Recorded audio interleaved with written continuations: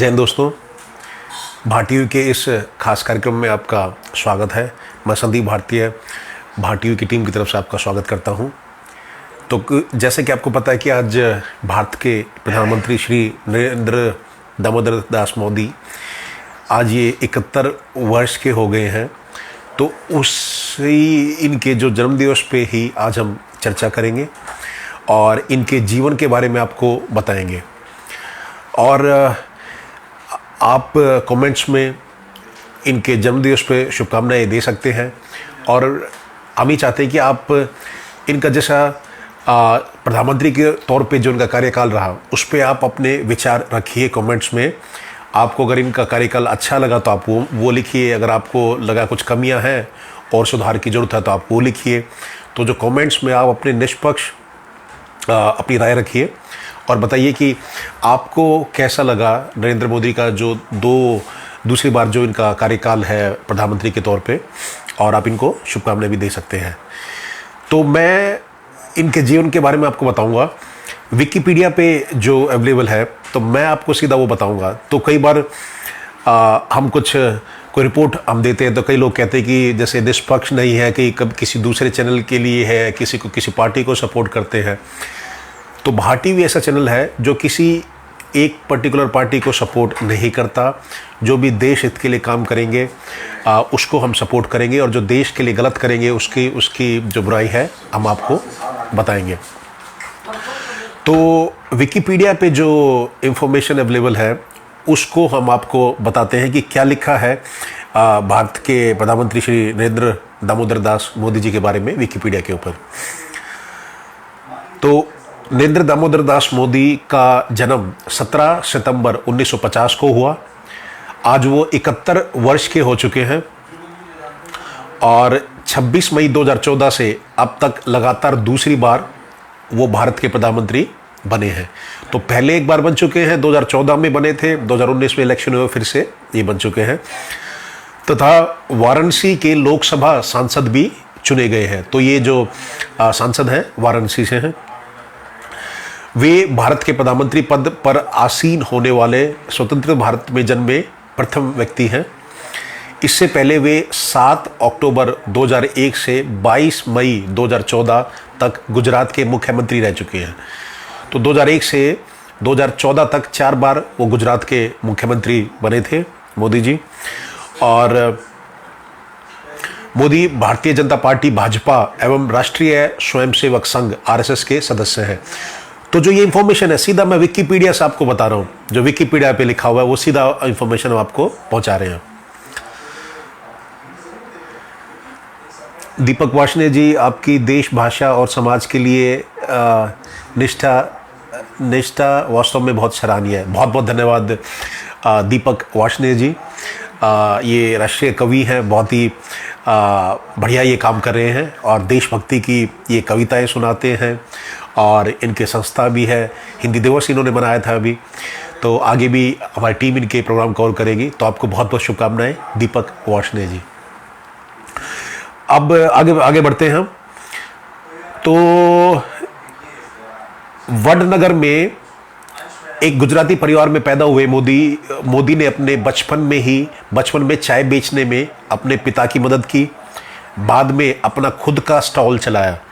8 साल की उम्र में वे RSS से जुड़े, जिसके साथ एक लंबे समय तक संबंधित रहे। स्नातक होने के बाद उन्होंने अपना घर छोड़ दिया। मोदी ने 2 साल तक भारत भर में यात्रा की और कई धार्मिक केंद्रों का दौरा किया। 1969 या 1970 वे गुजरात लौटे। तो विकिपीडिया में ऐसा लिखा हुआ है कि 1970 या 1969 या 70 में वो गुजरात लौटे और अहमदाबाद चले गए। 1971 में वह RSS के लिए पूर्णकालिक कार्यकर्ता बन गए।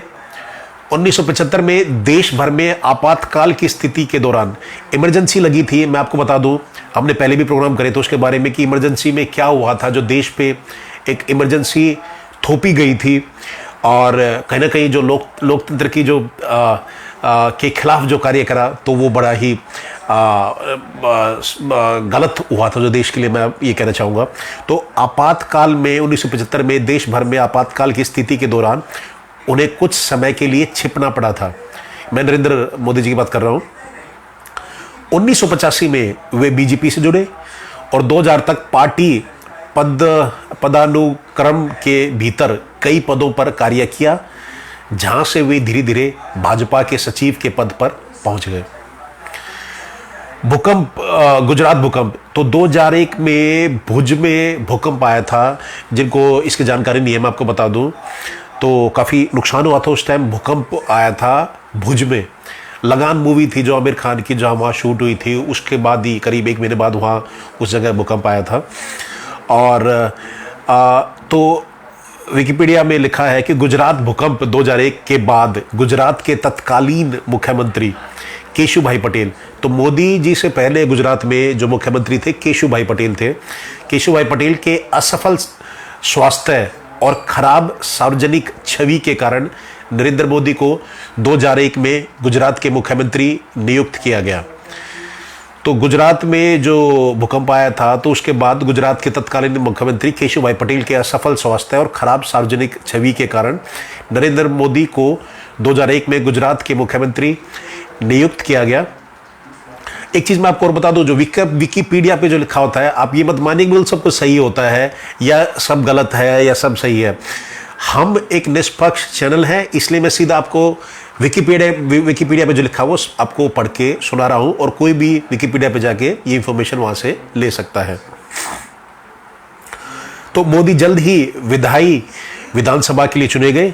2002 के गुजरात दंगों में उनके प्रशासन को कठोर माना गया। इस दौरान उनके संचालन की आलोचना भी हुई।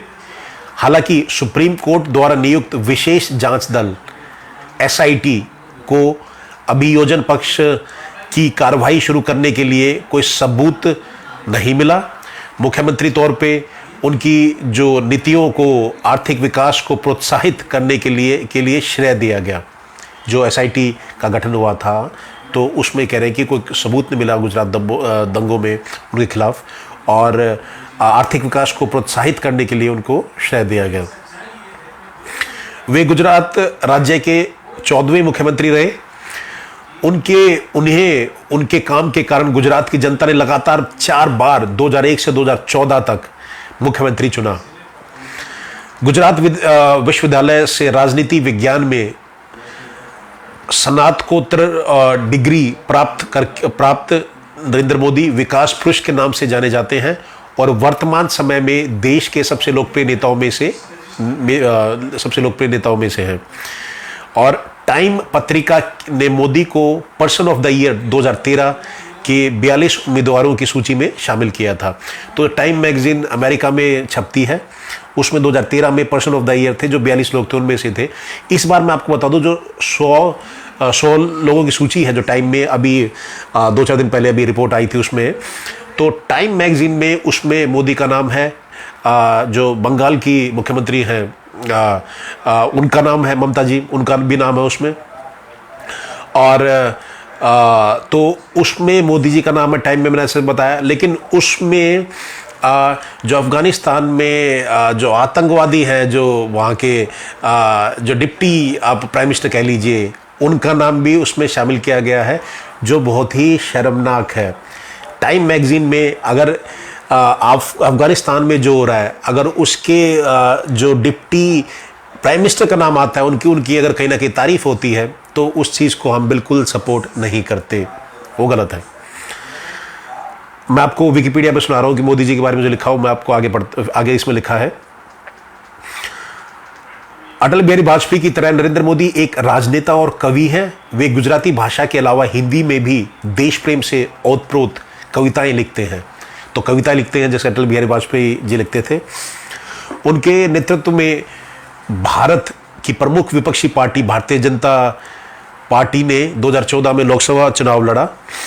2014 में कांग्रेस सत्ता में थी, तो विपक्षी पार्टी थी भाजपा, तो उन्होंने चुनाव लड़ा भाजपा ने, और 282 सीट जीतकर अभूतपूर्व सफलता प्राप्त करी। तो 282 सीट भाजपा को मिली थी, और मोदी जी को प्रोजेक्ट किया गया था उस टाइम प्राइम मिनिस्टर, तो 282 सीट मिली थी भारतीय जनता पार्टी को।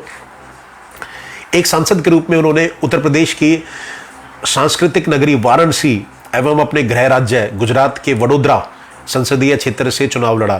तो दोनों जगह से 2014 में इन्होंने चुनाव लड़ा था, वाराणसी और वडोदरा से, और दोनों जगह से जीत दर्ज करी। उनके राज में भारत का प्रत्यक्ष विदेशी निवेश एवं बुनियादी सुविधाओं पर खर्च तेजी से बढ़ा। उन्होंने अफसरशाही में कई सुधार किए तथा योजना आयोग को हटाकर नीति आयोग का गठन किया। इसके बाद वर्ष 2019 में भारतीय जनता पार्टी ने उनके नेतृत्व में दोबारा चुनाव लड़ा और इस बार पहले से भी ज़्यादा बड़ी जीत हासिल हुई। पार्टी ने कुल 303 सीटों पर जीत हासिल करी। तो 2014 में जीती थी भाजपा, 2019 में जीती थी, 303 सीट इनको हासिल हुई थी। भाजपा के समर्थन दलों यानी एनडीए को कुल 352 सीटें प्राप्त हुई। तो 2019 के जो इलेक्शन थे उसमें 352 सीटें मिली थी एनडीए को और भाजपा को उसमें 303 सीट मिली थी। 23 मई 2019 को शपथ ग्रहण पर नरेंद्र मोदी लगातार दूसरी बार देश के प्रधानमंत्री बने। तो 2 बार देश के प्रधानमंत्री बन चुके हैं मोदी जी।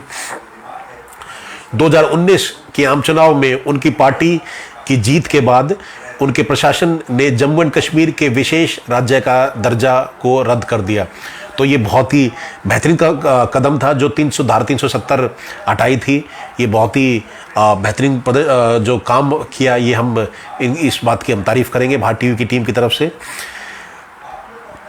धारा 370 हटाई। उनके प्रशासन ने नागरिकता संशोधन अधिनियम भी पेश किया, जो सीए एनआरसी और जो सीए की बात हो रही है, तो वो भी उनके उसमें पेश हुआ, पर वो भी लागू नहीं हुआ, जिसके परिणाम स्वरूप देश भर में व्यापक विरोध प्रदर्शन हुआ। तो विकिपीडिया में ऐसा लिखा हुआ है कि एनआरसी और जो सीए उनकी जो सरकार ने जो बिल लेके आई थी, तो उस पर काफ़ी विरोध हुए। मोदी अपने हिंदू राष्ट्रवादी विश्वासों और 2002 के गुजरात दंगों के दौरान उनकी कथित भूमिका पर घरेलू और अंतर्राष्ट्रीय स्तर पर विवाद का एक आंकड़ा बना हुआ है। तो ऐसा विकिपीडिया बता रहा है, विकिपीडिया। और वो मैं आपको कह रहा हूँ कि हर एक चीज़ जो इसमें पूरी चीज़ सही भी नहीं है और पूरी चीज़ गलत भी नहीं है। विकिपीडिया में मैं आपको कहना चाहूँगा, जिसे एक बहिष्कारवादी सामाजिक एजेंडे के प्रमाण के रूप में अद्भुत किया गया है। मोदी के कार्यकाल में भारत ने लोकतांत्रिक बैक स्लाइडिंग का अनुभव किया है। ऐसा विकिपीडिया में लिखा हुआ, मैंने आपको पूरा पढ़ के बताया जो एज इट इज़ जो उसमें लिखा हुआ था। और आप कमेंट्स में लिख सकते हैं, उनको बधाई दे सकते हैं। और अगर आपको जैसे मोदी के कार्यकाल में आपको कैसा लगता है कि देश प्रगति पे है या कुछ कमियां हैं, कुछ दिक्कतें हैं, तो आप वो भी इसमें कमेंट्स में लिख सकते हैं। और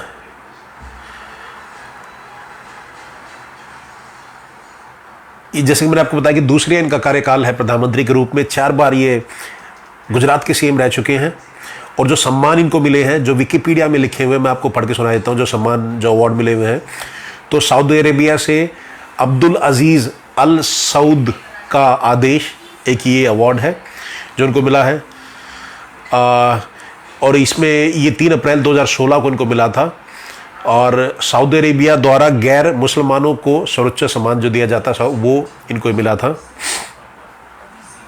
गाजी का राज्य आदेश आमिर अमानतुल्लाह खान, ये अफगानिस्तान में इनको जो अवार्ड मिला था, गाजी का राज्य आदेश आमिर अमानतुल्लाह खान, ये अफगानिस्तान का सर्वोच्च नागरिक सम्मान जो अवार्ड है 4 जून 2016 को मिला था।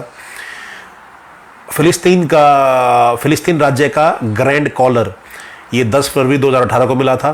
फिलिस्तीन का सर्वोच्च नागरिक सम्मान ये इनको मिला था। और यूनाइटेड अरब एमिरेट्स, ये जायद का आदेश, ये 4 अप्रैल 2019 को इनको मिला है। संयुक्त अरब अमीरात सरकार द्वारा सम्मान का सर्वोच्च सम्मान। रशिया ने जो इनको अवार्ड दिया है सेंट एंड्रयू का सम्मान 12 अप्रैल 2019 को दिया है। ये रूस का सर्वोच्च नागरिक सम्मान इनको जो मिला था। मालदीव्स ने जो दिया है इजुद्दीन के शासन का सम्मान, ये विदेशी गणमान्य व्यक्तियों को मालदीव का सर्वोच्च नागरिक सम्मान। बहरीन पुनर्जागरण के राजा हमद सम्मान, ये बहरीन ने दिया है 24 अगस्त 2019 को, बहरीन का सर्वोच्च नागरिक सम्मान अवार्ड। यूनाइटेड स्टेट अमेरिका ने योग्यता की विरासत, ये मिला है 21 दिसंबर 2020 को, और संयुक्त राज्य अमेरिका द्वारा दिए गए सम्मान की डिग्री ये इनको मिली है। तो Bahrain, United states, Maldives, Russia, United Arab Emirates, Palestine, Afghanistan, Saudi Arabia, तो इन्होंने जो अब इनके जो सर्वोच्च जो सम्मान थे वो देश के प्रधानमंत्री हमारे दामोदर दास मोदी जी को दिए हैं। तो ये मैंने इनके जीवन के बारे में आपको बताया। तो बाकी आप कमेंट्स में लिख सकते हैं कि आपको इनका कार्यकाल कैसा लगा, और अगर इन्होंने देश के लिए हित में जो कार्य करे आप वो लिख सकते हैं। अगर आपको लगता है कि कुछ कामों में सुधार की ज़रूरत है या कुछ काम में खामियां हैं तो आप वो कमेंट्स में लिख सकते हैं। भारत टीवी एक निष्पक्ष चैनल है, आप अपनी खुल के अपनी राय दीजिए, और जो आप राय देंगे सभी के वो सामने है। तो जैसे हमने बताया कि हमारे लिए तो हमारा देश सबसे ऊपर है, हमारा तिरंगा सबसे ऊपर है, और देश के सम्मान के लिए जो बात होगी वो भारत टीवी आपके सामने रखेगा। मैं संदीप भारतीय फिर से आपका धन्यवाद करता हूं, और मैं भारत के प्रधानमंत्री श्री नरेंद्र दामोदर दास मोदी जी को फिर से शुभकामनाएं देता हूं। 71 साल के आज हो चुके हैं कि वो देश के लिए देश सेवा में अपना जो कार्य है वो जारी रखें, और आगे देश का मान सम्मान बढ़ाए, और हमारा जो भारत को एक विश्व शक्ति जो वर्ल्ड सुपर पावर है उसको भारत को बनाए। तो हमारी पूरी टीम की तरफ से नरेंद्र मोदी जी को जन्मदिवस की हार्दिक शुभकामनाएं।